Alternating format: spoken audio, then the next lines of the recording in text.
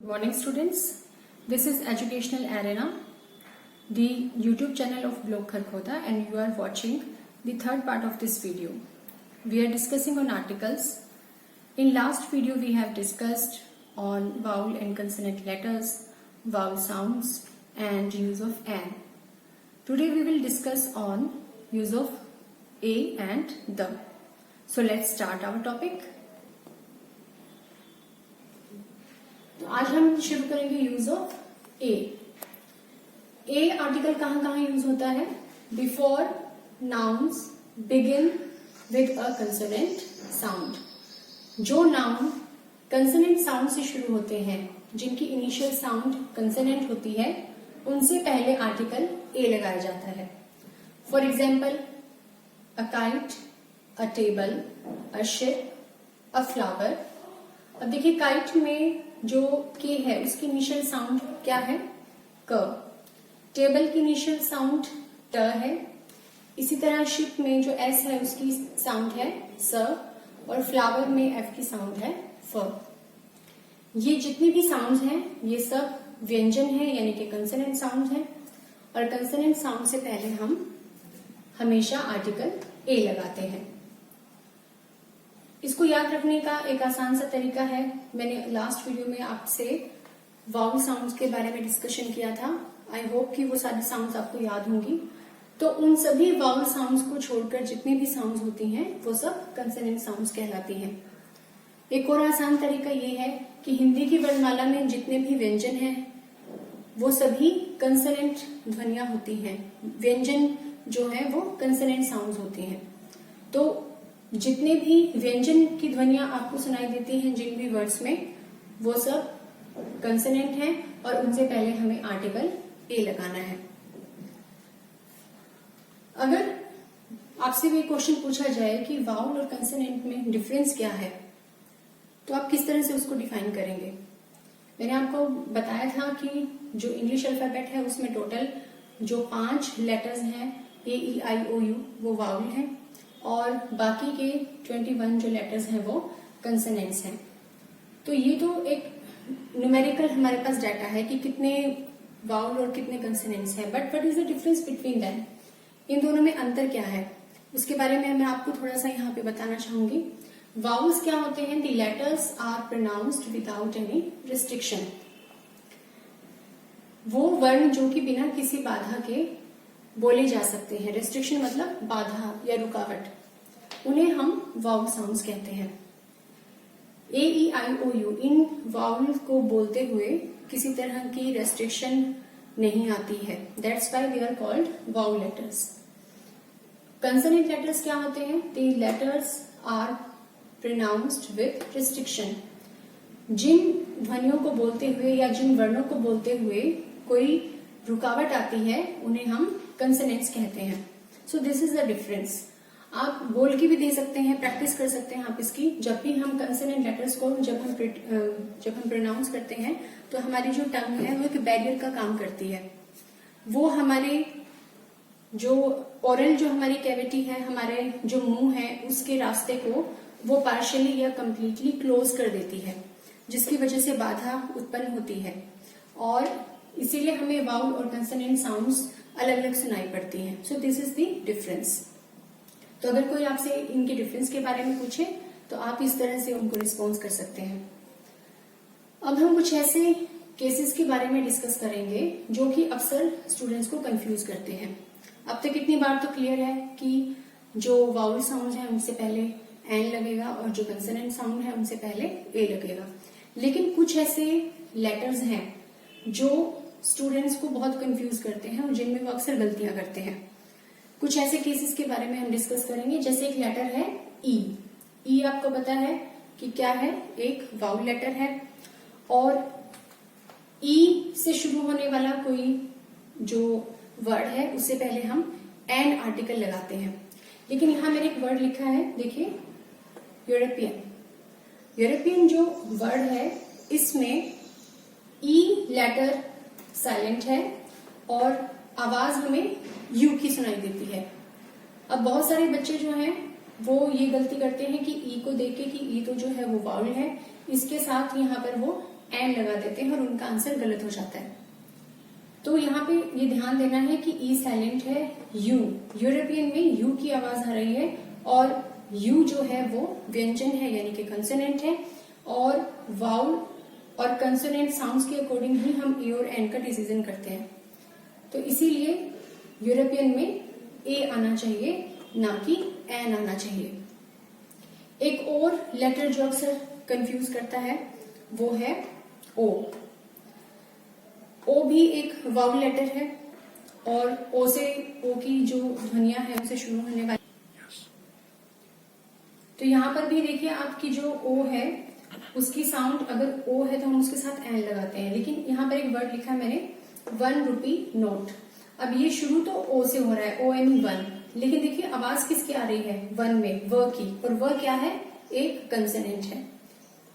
यहाँ पर भी स्टूडेंट्स अक्सर गलती करते हैं और वो इसके साथ एन लगा देते हैं जो कि गलत है। 1 रुपी नोट है, यहाँ पर हमें इसके साथ क्या लगाना चाहिए, ए लगाना चाहिए। इसी तरह से 1 आइड मैन, इसमें भी गलतियां होती हैं। तो 1 आइड मैन में भी देखिए 1 जो है वो कंसोनेंट साउंड जो है वो इसकी इनिशियल साउंड है और इसके लिए इसके साथ एन की जो है एन का उपयोग गलत रहेगा और हमें क्या लगाना चाहिए, ए लगाना चाहिए। एक और वर्ड है जैसे यूनिवर्सिटी, यू जो है वो एक वाउल है और यूनिवर्सिटी वर्ड जो है ये यू से शुरू होता है और इसीलिए स्टूडेंट्स अक्सर इसके साथ एन आर्टिकल लगा देते हैं जो कि गलत है। देखिए मैंने आपको पहले भी बताया था कि यू की जो है 2 साउंड है, एक अ है, जैसे अम्ब्रेला में अगर अ की साउंड यू देता है तो उसके साथ हमें एन लगाना है क्योंकि वो वाउल है, लेकिन यूनिवर्सिटी में यू य की साउंड दे रहा है, वो एक व्यंजन है, कंसोनेंट है, इसलिए यूनिवर्सिटी के साथ हमें क्या लगाना चाहिए, ए लगाना चाहिए। इसी तरह से यूनिफॉर्म, यूटेंसिल, यूनिकॉर्न, ये जितने भी वर्ड्स हैं उन सब में यू की साउंड य है और इन सभी के साथ हमें ए लगाना चाहिए। अगर आप एन लगाएंगे तो आपका आंसर गलत हो जाएगा। तो ये कुछ ऐसे केसेस हैं जहां पे स्टूडेंट्स अक्सर कंफ्यूज होते हैं और गलतियां करते हैं। अब हम कुछ और इसी तरह की एग्जाम्पल लेंगे जहां पर हमें ए और एन में से क्या आर्टिकल लगाना चाहिए, इसमें प्रॉब्लम होती है और इन गलतियों से बचने के लिए अब इसको ध्यान से देखना है कि हमें किस तरह से डिसीजन लेना है कि ए और एन में से कौन सा आर्टिकल हमें लगाना है। देखिए कुछ और एग्जाम्पल मैंने यहाँ पे लिखे हैं। We should use an and not a before. हमें ये जो वर्ड्स हैं इनसे पहले एन आर्टिकल लगाना चाहिए ना कि ए आर्टिकल लगाना चाहिए। Before silent H. एच जो लेटर है वो काफी कंफ्यूजन क्रिएट करता है क्योंकि एच जो है वो एक कंसोनेंट लेटर है और एच की साउंड क्या होती है, जब हम बोलते हैं H for is house and horse तो वहां पर ह साउंड हमें सुनाई देती है। अगर हाउस या हॉर्स लिखा है तो वहां पर एच की साउंड ह है और ह क्या है, एक कंसोनेंट है, एक व्यंजन है, तो उससे पहले तो हमें ए लगाना है। लेकिन कुछ वर्ड्स हैं जो अक्सर एग्जाम में भी पूछे जाते हैं और जहां पर स्टूडेंट्स गलतियां भी करते हैं, जैसे कि यहाँ पर वर्ड लिखा है ऑनेस्ट मैन। ऑनेस्ट में अक्सर बच्चे देखते हैं कि एच से शुरू हो रहा है तो इसके साथ में वो क्या करते हैं, ए लगा देते हैं और वो गलत है क्योंकि ये ऑनेस्ट जो वर्ड है इसमें एच साइलेंट है। ऑनेस्ट आवाज किसकी आ रही है, ओ की, और ओ क्या है, एक वाउल है। तो यहां पर हमें क्या लगाना चाहिए, एन लगाना चाहिए। इसी तरह से एक और वर्ड है यहाँ पर ऑनरेबल पर्सन। ऑनरेबल पर्सन में भी एच साइलेंट है और ओ की साउंड हमें सुनाई दे रही है, तो वाउल साउंड होने की वजह से इसके साथ में क्या लगाना चाहिए, एन लगाना चाहिए। जबकि अक्सर देखा जाता है कि बच्चे इनके साथ ए लगाते हैं और गलती करते हैं। एक और वर्ड यहाँ पर लिखा है ऑनरेरी डिग्री। अब ऑनरेरी में भी आप देखिए एच साइलेंट है और आवाज सुनाई दे रही है ओ की, तो इसके साथ क्या आना चाहिए, एन। एक वर्ड यहाँ पे मैंने लिखा है एयर। इसमें भी एच साइलेंट है, ये हेयर नहीं है, एयर है और ई की साउंड जो है वो हमें ए सुनाई दे रही है यहाँ पे, और वाउल साउंड होने की वजह से यहाँ पर हमें एन लगाना चाहिए। एक वर्ड है ऑन्ड्रेनियम। ऑन्ड्रेनियम में भी एच लेटर साइलेंट है और ओ की साउंड यानी कि वाउल साउंड हमें सुनाई दे रही है, तो इसके साथ हमें एन लगाना चाहिए। तो अक्सर स्टूडेंट्स जो है इन वर्ड्स में गलतियां करते हैं। साइलेंट एच जो है वो प्रॉब्लम क्रिएट करता है, और आपको अगर इन वर्ड्स को अगर आप याद रखेंगे, और जो बार बार मैं दोहरा रही हूं कि वाउल और कंसोनेंट साउंड के अकॉर्डिंग ही ए और एन का यूज होता है, स्पेलिंग का यहाँ पर कोई इफेक्ट नहीं पड़ता। तो ये इन वर्ड्स को अगर आप याद रखेंगे तो आगे से ये गलतियां नहीं करेंगे। और जनरली एग्जाम में यही कुछ वर्ड्स पूछे जाते हैं। एक एब्रीविएशंस में भी बहुत सारी प्रॉब्लम आती है। यहाँ पे मैंने कुछ एब्रीविएशंस लिखी हैं, जैसे MA, MLA, MP। अब देखिए M से ये शुरू हो रहा है और M की साउंड क्या होती है? म। जैसे हम मैन बोलते हैं या मंकी बोलते हैं तो वहां पे म हमें सुनाई देता है, लेकिन यहाँ जब हम MA बोल रहे हैं तो MA में जो साउंड है वो कौन सी है? M। इस तरह से लिखते हैं हम हिंदी में। तो पहली साउंड क्या है? A। इसीलिए पहली साउंड ए होने की वजह से, वाउल होने की वजह से MA, MLA, MP इन सब के साथ क्या लगना चाहिए? इनके साथ लगना चाहिए एन, ना कि ए। इसी तरह से SDO, SHO, SDM, ये भी कुछ वर्ड्स हैं जो अक्सर स्टूडेंट्स को कंफ्यूज करते हैं, और यहाँ पर स्टूडेंट्स इनके साथ में ए लगा देते हैं। ये देखिए कि एस है तो ए लगेगा इसके साथ, जबकि आप देखिए कि हिंदी में आप ऐसे लिखेंगे एस तो कैसे लिखेंगे? इस तरह से। पहली साउंड क्या है यहाँ पर?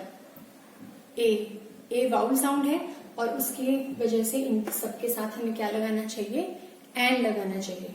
तो ये गलतियां जो है वो आप ना करें, इसलिए इनको अच्छे तरह से आपको याद रखना है। हाँ, एक और बात जो है वो ध्यान रखने वाली है कि अगर इनको हम इनकी फुल फॉर्म में लिखते हैं, जैसे MA की जगह मास्टर इन आर्ट्स लिखा है, MLA की जगह पर मेंबर ऑफ लेजिस्लेटिव असेंबली लिखा है, या MP की जगह पर मेंबर ऑफ पार्लियामेंट लिखा है, तो हमें ए लगाना है। सिर्फ एब्रीविएशंस के साथ ही यहाँ पर जो है आर्टिकल एन लगेगा।